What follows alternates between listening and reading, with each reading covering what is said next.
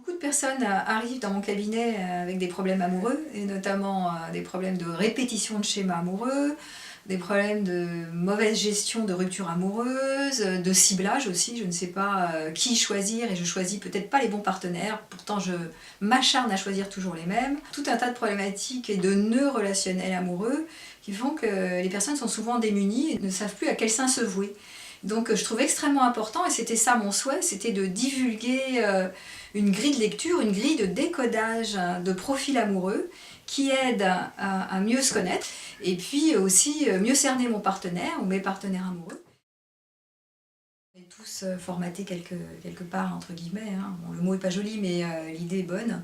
C'est-à-dire qu'on a tous vécu des tas de blessures dans l'enfance, on a tous eu des tas d'expériences positives et négatives. Et à partir de là, en fonction de ce parcours, on a pris des décisions qu'on appelle des décisions scénariques et qui dressent un profil de personnalité ou ici un profil amoureux.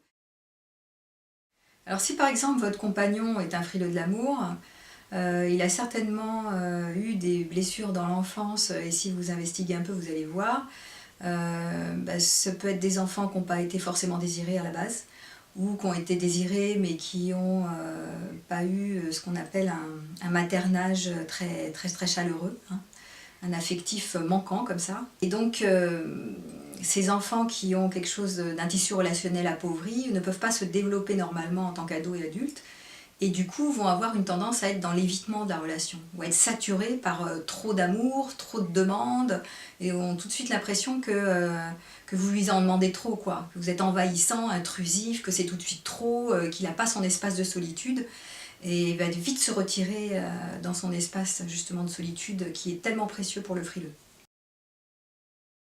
Alors si vous avez un conjoint qui est du genre à s'agripper à vous, à être très demandeur de la relation, en général c'est plutôt un altruiste. On peut faire l'hypothèse que c'est un altruiste en tout cas. Et l'altruiste en fait il s'est construit comme ça parce que souvent on retrouve dans l'enfance un manque de contact à ses propres besoins. Et pourquoi ?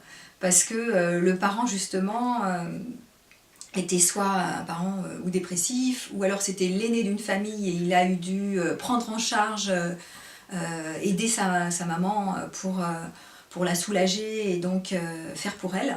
Et donc n'a pas pu être en contact avec ses propres besoins, mais en contact avec les besoins du parent par contre. Et donc est devenu le sauveur du parent pour alléger le système, et surtout pour sa survie, parce qu'il ne faut pas oublier que tous les profils sont construits autour de modes de survie.